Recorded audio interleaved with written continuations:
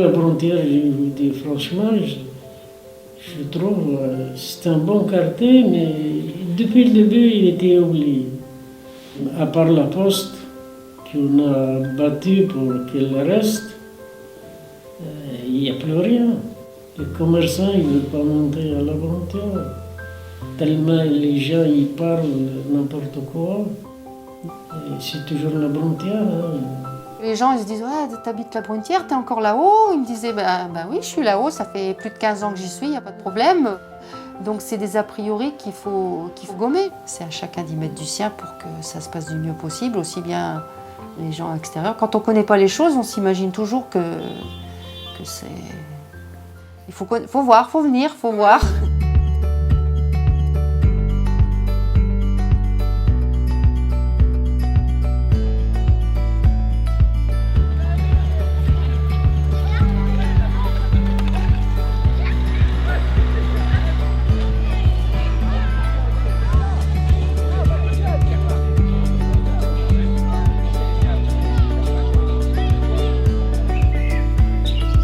C'est un projet qui à l'origine a démarré d'une programmation normale, qui s'est croisé aussi avec une réflexion du Pays Voironnais, une chance, une opportunité, qui a souhaité pour le Pays Voironnais d'aider les bailleurs à réaliser des réhabilitations et de les aider dans la démarche et faire des réhabilitations un petit peu plus conséquentes que ce qu'on avait l'habitude de faire. Le Pays Voironnais a décidé d'impulser de façon forte ce projet, donc a décidé d'injecter une somme d'argent qui est absolument considérable puisqu'il s'agissait de 18 millions d'euros pour la part du Pays Voironnais sur un budget actuel d'à peu près 69 millions d'euros. Le projet, il implique à la fois une intervention dans les logements et puis également l'espace de vie dans le quartier et surtout de participer à casser cette image que le quartier Bruntière s'est fait forger, d'être un quartier un peu à part de la ville. Donc cette ouverture, elle passe par l'idée de démolir un bout de bâtiment qui faisait une espèce de rempart, qui limite un petit peu l'accès sur le reste de la ville, et puis l'accès donc des habitants vers la ville, mais qui limite aussi la vue de la ville vers ce quartier, où il se passe beaucoup de choses finalement à l'intérieur.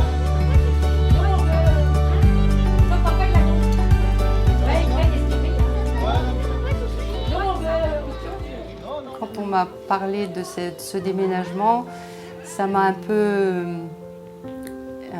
disons, secouée, on va dire. Je ne savais pas si je déménageais où j'allais atterrir. Donc, je m'acheminais vers la retraite aussi, donc plus de points de repère. On a posé des questions, on a fait quand même pas mal de réunions à l'OPAC. Pourquoi on casse la bâtiment là? Et qu'est-ce qu'on va faire après, quoi? On n'a pas demandé de changer de logement. Moi, je voulais pas, je vous assure, je voulais pas sortir. Je dis à Madame Bige, détruisez le bâtiment et moi je reste dedans. Parce que j'étais bien, il était refait à neuf. Alors mettre des ascenseurs et des terrasses, c'est une très bonne chose. Après, détruire la première barre d'immeuble, je sais pas si c'est une bonne chose. On n'est pas dans le 93, ça reste un petit quartier où tout le monde se connaît. En gros, on va avoir accès plus facilement au quartier, on aura plus de visibilité et tout ça. Moi, je pense que ça sert à rien. 30 ans là-bas, c'est pas rien. Hein. Mais tout le monde, mes voisins, pareil. Hein. Ce bout à blanc, Madame Fauvel aussi. Moi, j'en étais malade. Hein. Même le jour du déménagement, couché, moi. Hein.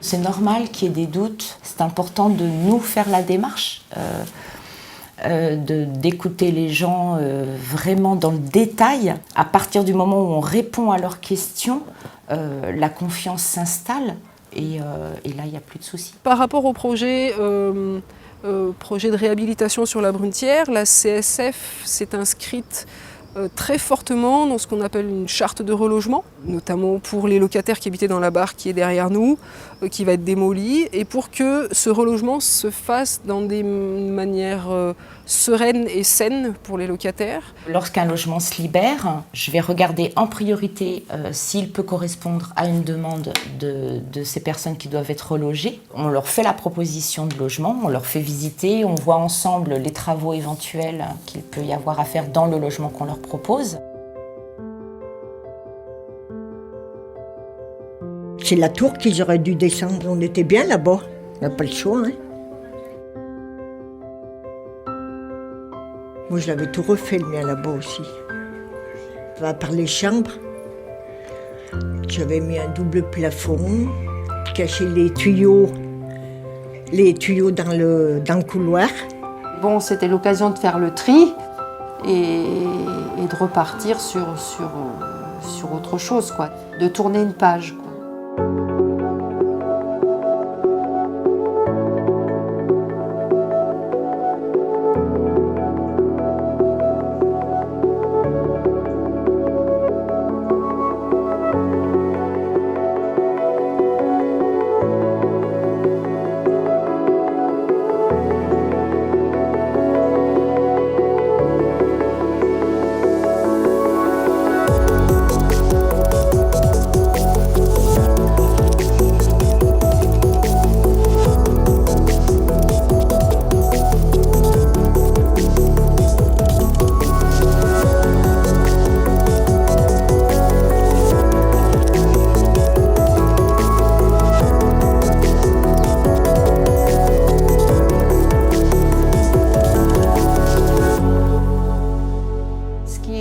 Plus angoissant, c'est de ne pas savoir où on allait atterrir. Puis d'un seul coup, voilà, ça vous tombe dessus. Bon, il y a des décisions à prendre.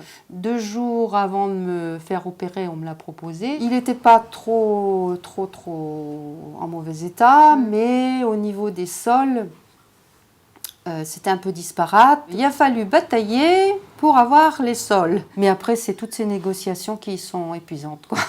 Dans le courant de l'année 2016, il y a une enquête post-relogement qui est prévue. On retourne voir chaque personne, chaque famille relogée. Et puis, il y a d'autres projets, et notamment le projet Mémoire qui est en cours actuellement, pour qu'il reste une trace de cette barre qui va être démolie. Le rôle de la web radio La Voix des gens, c'est de recueillir des interviews d'habitants de Brunetière et de parler de la vie du quartier et de son évolution, de comment il est en train de bouger, et qu'est-ce qu'ils espèrent de cette évolution, qu'est-ce qu'ils en attendent, qu'est-ce qu'ils craignent éventuellement. Et à partir de ces interviews, donc, on fait des émissions de radio qui sont diffusées sur le site lavoixdesgens.fr et ensuite on fait des journaux. C'est la possibilité de prendre la parole déjà sur ce qui est en train d'arriver. Les grands aspects stratégiques du projet sont quand même bien posés, comme la démolition de la barre du fond. Maintenant, il reste quand même, et pas seulement à la marge, des vraies souplesses. C'est aux habitants de réfléchir, tiens, à tel endroit, qu'est-ce qu'il pourrait y avoir à la place d'une place de parking, par exemple. C'est justement le fait que Brunetière soit un quartier politique de la ville, ça a aidé la ville de Voiron à mettre en place un conseil de quartier dans Brunetière. Et ce conseil d'habitants, il est ouvert aux gens qui le souhaitent. Donc les gens, ils ont la possibilité de dire ce qu'ils ont à dire en fait. Si on donne des espaces de parole, il faut aussi que les gens se saisissent de ces espaces de parole. Et les copines, je vais vous dire un secret. Mon rêve de ne pas quitter le quartier. Brunetière un jour, Brunetière toujours. Les souvenirs de mon quartier vont rester intacts, les portes ouvertes, les mains croisées. Vivre dans le respect, main dans la main, unis par nos différences qui deviennent nos références. On a organisé un temps d'écriture avec des enfants de la Brunetière. C'est dans le but de mémoire d'habitants que l'OPAC a mis en place pour un peu faire parler les habitants du quartier. On avait une grosse feuille, c'était marqué Brunetière, on devait chercher des mots qui commençaient par B et qui avaient un lien avec la Brunetière. Mais en tout cas, c'était un plaisir de faire ce projet. C'est vrai, il y a un grand rattachement à leur quartier. Non, ils parlent beaucoup de l'amitié, la fraternité, la sécurité. La sécurité revient. La sécurité, en fait, notre pays, ça ressemble à notre pays. Notre pays. J'avais 5 ans quand je suis venue à Brunetière. Ah, moi, je suis née à Metz. Ça fait 5 ans que je suis venue. Et ben moi, j'espère que ça se passe bien. Et moi, j'espère que ça va être des magasins là-bas. Moi aussi, j'espère que ça sera des magasins. Surtout la Halle qui habite ici.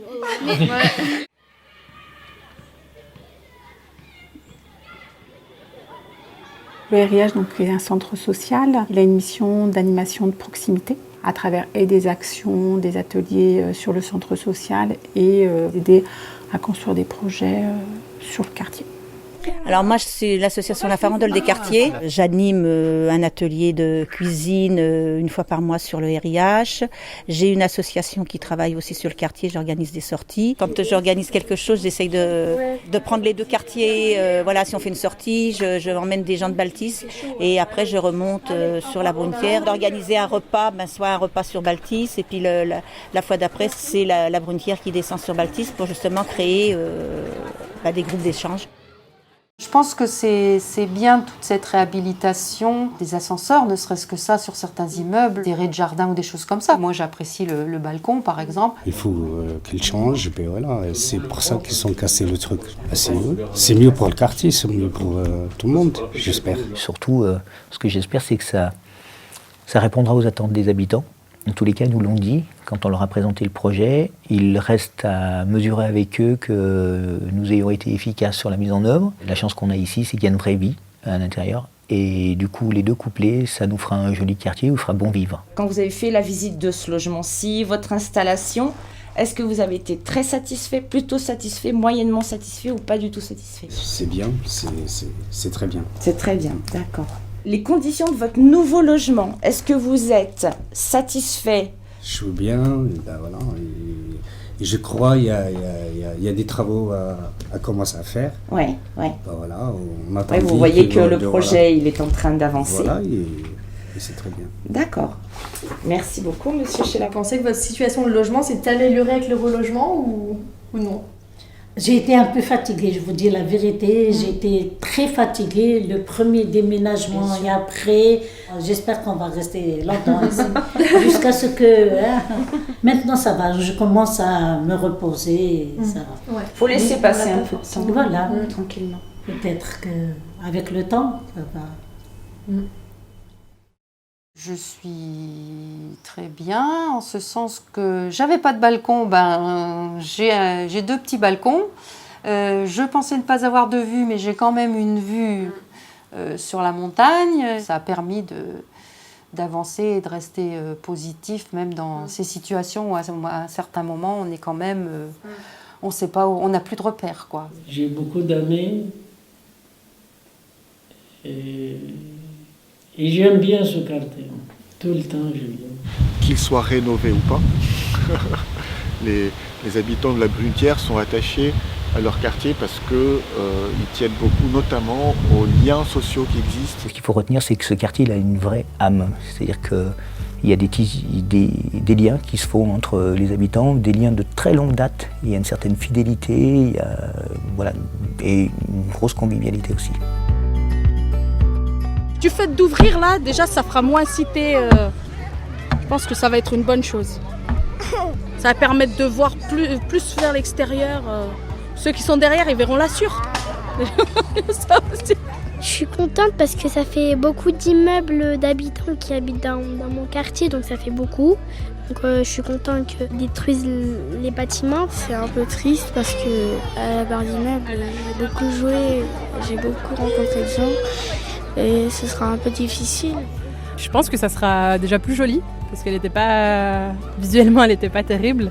Mon quartier, c'est calme, c'est paisible.